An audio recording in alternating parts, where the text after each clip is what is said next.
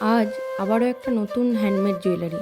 কালকে ভিডিওটা পোস্ট করার পর খুব ভালো, ভালো সবাই কমেন্ট করেছে। আবার অনেকে আমাকে খুব উৎসাহও দিয়েছে। এমনি মেসেজও করেছে। তো তাই ভাবলাম যে একটা অন্য কিছু বানানো যাক। তো আমি যখন মানে বানাতে বসি তখন কিছু ভেবে বসি না যে আজ এটা বানাবো বা কিছু দেখে কোনো রেফারেন্স দেখে যেটা চোখের সামনে দেখি বা যেটা মনে হয় তখন সেটা বানাই। যেমন এই বইটা বানিয়ে রেখেছিলাম।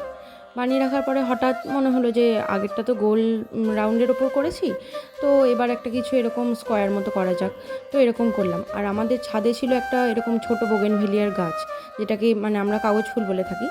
তো তাই মনে হলো যে এরকম একটা কিছু দুটো একসাথে করা যাক। তো সেই ভেবেই করা। কোনো কালার কম্বিনেশান বা ডিজাইন কোথাওই কিছু রেফারেন্স দেখে বা ভেবেচিন্তে কিছুই বসিনি। যেটা মন হয় তখনই করি। তো এটাও সেভাবেই করেছি। একটু সবাই দেখে জানিও যে কেমন লাগলো এই নতুন ডিজাইনটা। আমার তো যারা দেখছে মানে আমার বান্ধবী, রীতা, মা সবাই বলছে আগেরটা থেকে নাকি এটা আরও বেশি ভালো হয়েছে।